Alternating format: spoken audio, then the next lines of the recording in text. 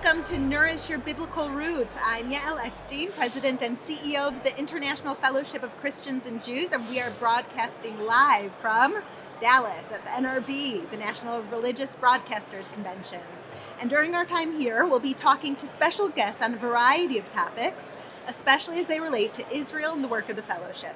And today, I am so honored to welcome to the podcast the online opinion editor of the Washington Times, the host of the Bold and Blunt podcast, and the author of several books, a veteran of the U.S. military and an American and Christian friend of Israel.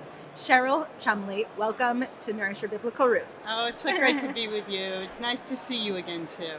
Thank you so much. It's always wonderful to hear what you're up to, hear your thoughts. You are one of these wise leaders, and I think everyone should follow what you're thinking, your discussions that you're having, because they're so impactful when it comes to what's happening in America and Israel, when it comes to faith and everything that's relevant today. So I want to start off by asking you a bit about your own relationship to Israel as an American and as a Christian.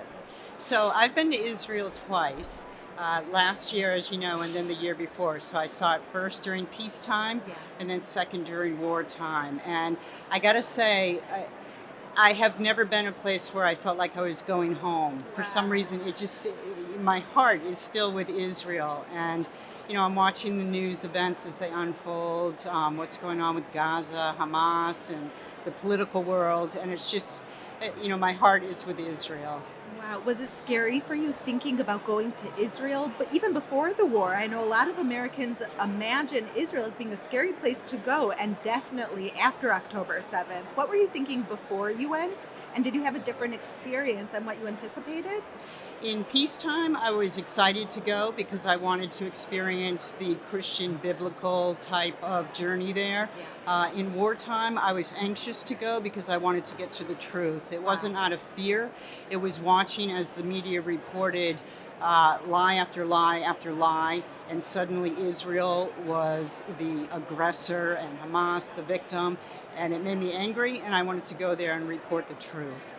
Wow, that's incredible to want to experience it with your own eyes, to Yes. learn it with your own ears, and to see what's really happening on the ground in Israel, not to rely on mainstream media that so often is against Israel no matter what Israel does. So I'm wondering, what did you see on the ground when you went to explore post-October 7th Israel's story? What did you see? So I went alone. My newspaper paid for me to go. So I did everything. I set up everything pretty much working through groups to arrange interviews, but it wasn't part of a group tour. And one of the most saddening things I saw was the Nova, the festival field, where they had, you know, just row after row of the faces who were killed and abducted and tortured. And it was like September 11th for Israel. And I had the same feeling when I visited the Pentagon after September 11th here. I had the same feeling as when I visited the music festival field there. It's a great way to explain it for Americans that October 7th was Israel's September 11th. It's something that everyone in the entire country will remember exactly where they were standing when they heard first about the atrocities of October 7th. Everyone will feel that fear in their bodies for the rest of their lives. And it's something that the country will never be the same after. Still today, I have an 18-year-old daughter who's about to go to the Israeli army. And I told her about 9/11. And it's so hard for me to comprehend that she didn't experience that. And I was telling her it was America's October 7th, and America realized who the enemies are and that you have to defend yourself. Otherwise, it will be the terrorists who are getting the last word. Yeah. Do you think that there's a global threat right now against Israel and America and Christians and Jews? I know just a few days ago there were 70 Christians beheaded in Congo by Islamic extremists. Do you think this is a global initiative of Islamic extremists to target Jews and Christians, America and Israel? Or do you think this is really just an Israel story? Oh, it's definitely not just an Israel story. And any Christian who thinks that is missing the point. A very big truth about the Bible. God says, those who bless Israel, I will bless. Those who curse Israel, I will curse. And so, as a Christian, that's where I stand with Israel. And I think that's where a lot in the Christian community stand with Israel. And so what happens to Israel, it matters to America. And, if you look at Israel from a biblical standpoint, that's God's chosen. So you have to pay attention to what's going on there. Wow. So as a Christian, what do you see going on in Israel that gives a message to us to understand where the world is at right now? That evil is real, first and foremost, and that the Jewish people, and I saw this up close and personal, are amazingly resilient. And I heard that word over and over again, and I didn't truly understand what it meant until I associated with Jewish people in Israel. People who had family members who were abducted, who were still being held captive in Gaza, and yet they would get up and go about their workday, and they would do it with a smile on their face and talk about their tragedies, but not wallow in as a victim. And so it was just amazing to me how the Jewish people, how they go about their lives that way. I love that you use the word not being a victim, because it's something I speak about often. I think the secret to the Jewish people's success of being 0.2% of the global population and yet having such a huge percentage of the Nobel Peace Prizes and the innovations when it comes to life-saving technology and medical technology and agriculture, I think the secret is really not being a victim. And what I've seen in Israel also has confirmed that. The resilience is seen everywhere you go in Israel. I remember being in the bomb shelters one day with my children 3 different times. And after each rocket that would fall or explode overhead, and we were able after 10 minutes to exit our shelter after the rocket fell, each time I remember one of my kids saying, "Now can we go out to ice cream?" Or "Now can we go for a walk?" Or "Now can we go get pizza?"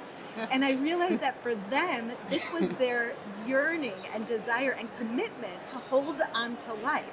Being in the bomb shelter when rockets explode overhead cannot be the end of the story. We need to come out of the shelter and do something to celebrate and mark life. So that resilience that you tap into is very real, and thank you for seeing that. It's inspirational, really. What do you think Americans should know about Israel that they don't know? That Israel, a lot of people I spoke with in Israel said they felt alone, and that just hearing from someone from another country that we care, we stand with you, we're on your side, was something that mattered, and it wasn't trite. And so I think Israel, from what I saw in my short time there, a lot of people said to me that they were so happy to hear Americans, Christians in America, and outside of the Christian faith in America were standing strong with Israel because it gave them strength and courage. So I think Americans tend to downplay that, and it just seems so important to the people I spoke with in Israel. Incredible. And I think it's so spot on that when we look at the world, it seems like everyone's against us. We see what's happening in the UN, one after another, turning against Israel and calling Israel aggressors and saying that Israel's bad. We see the EU, we see the Arab Union, and we see the global voice on the streets of the younger generation, Yes. standing behind terrorists and against Israel.